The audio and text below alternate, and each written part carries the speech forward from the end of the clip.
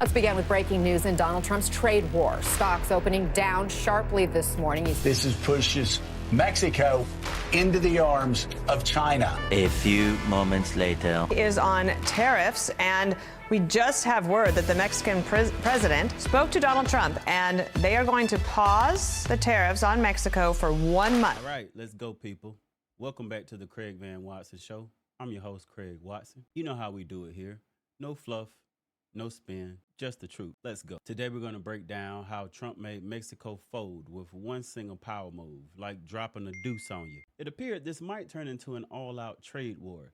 Stocks dipped, the media panicked, but in the end, Mexico backed down. Trump's power moves aren't just about tariffs. It's about leverage. It's about negotiation. And Trump doing exactly what he said he was going to do prior to getting into office. Buckle up, because we're breaking it all down. Breaking news of the day is on tariffs, and we just have word that the Mexican president spoke to Donald Trump, and they are going to pause the tariffs on Mexico for 1 month. And Jackie Heinrich is standing by at the White House with more on this development. Hi, Jackie. Good morning, Dana. Yeah, that was pretty short-lived. The president spoke with Mexican President Claudia Sheinbaum, the two sides agreeing to pump the brakes on the tariffs and then retaliatory tariffs that Mexico promised for the period of a month while they work out the terms of an agreement. The Mexican president just posted some of the details. Mexico is going to immediately send 10,000 members of the National Guard to prevent drug trafficking from Mexico to the United States, particularly fentanyl.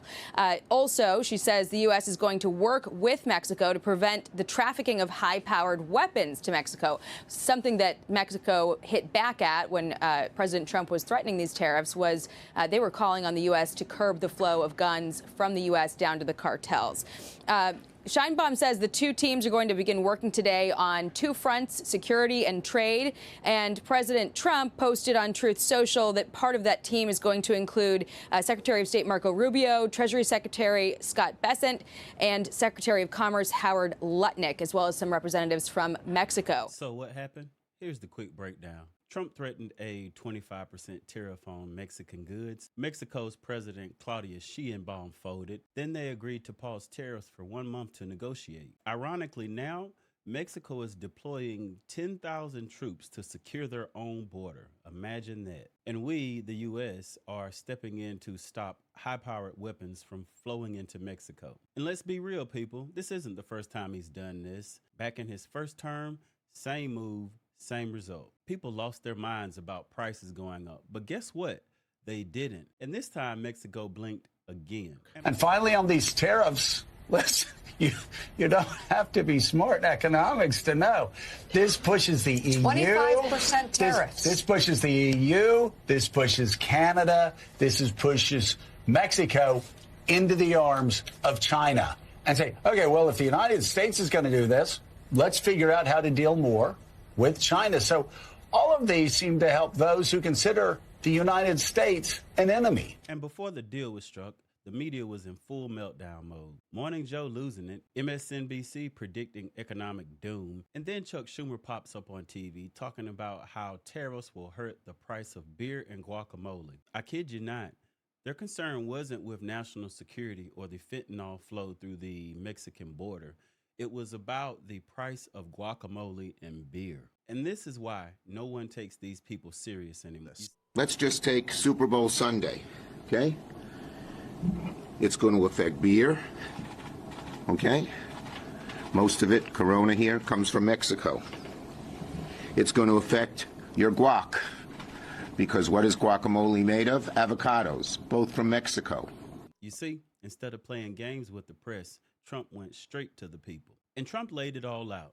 Mexico sends troops, tariffs are paused, negotiations begin. No spin, no media filter, just results. Say what you want and think what you will, but this is why people back him. It's because he gets it done. Saying that this is really more of a negotiation to try and say, no, we want more focus on the border, and if you give that to us, these go away? This is not what I'm saying. People need to read the executive order. President Trump has said this is about the fentanyl crisis, right? No, but so I don't know how somebody reads the executive order if you're Canada and then comes back and says, oh, we're going to start a trade war. We're saying we're really, really serious about going after fentanyl, and President Trump means it.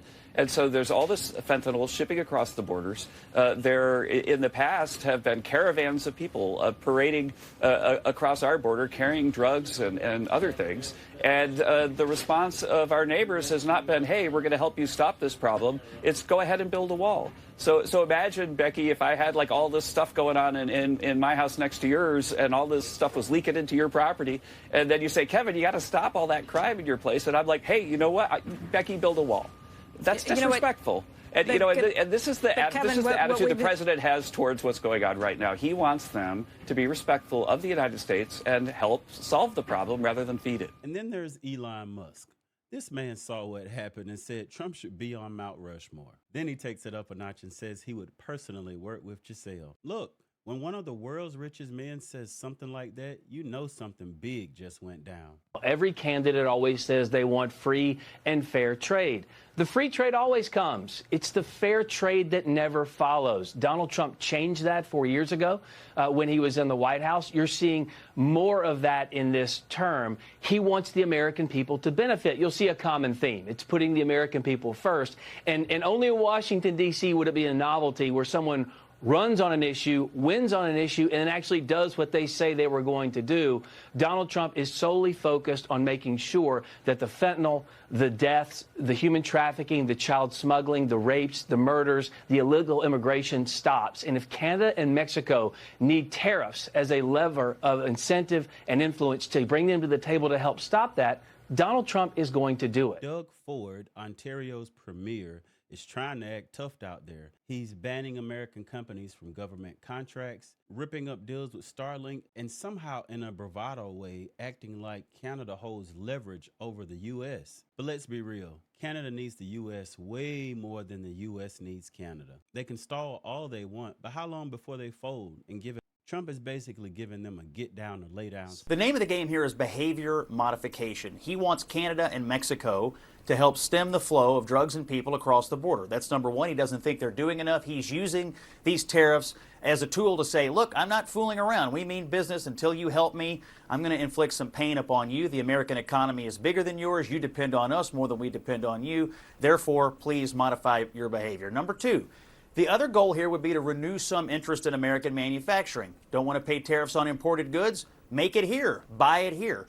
That would take a long time to manifest itself in the economy, but there is some viewpoint that the more we have more manufacturing in the United States, the less dependent we are on cheaper goods from other countries like this. So those would be the arguments for it. I would also just argue, John, this morning that Democrats who were crying foul about the possibility of raising prices for American consumers are simultaneously arguing to let the Trump tax cuts expire, which would, I guess, be a tax increase on everybody who pays taxes. So I think the hewing and crying from the Democrats today is a little hollow when they're trying to raise income taxes but fussing about these tariffs. Then they've got Rand Paul out here saying tariffs are just tax. And that's cute, but where's the same energy when it comes to Mexico flooding our borders with fentanyl? I mean, if you're so worried about economic pressure, at least be consistent. Wow. You have to give Trump a little credit so far. He has had some success with this behavior modification strategy so far. It worked on Colombia.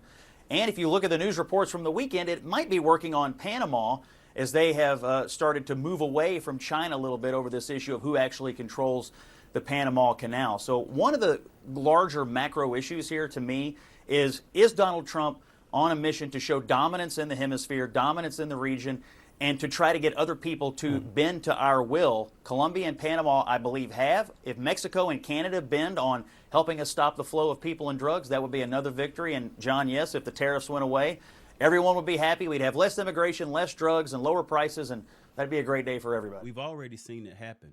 Mexico caved, Colombia caved, Panama caved. So what's Canada gonna do? I believe it's get down and lay down time. They can stand their ground for now, but when reality hits, they'll crumble and cave too. So here's my question to you. Will Canada hold out, or will they be the next to fold? Drop your thoughts in the comment section and let me know what you're thinking. If you got value from this, share it, like it, subscribe, and hit that bell so you don't miss any more. Listen.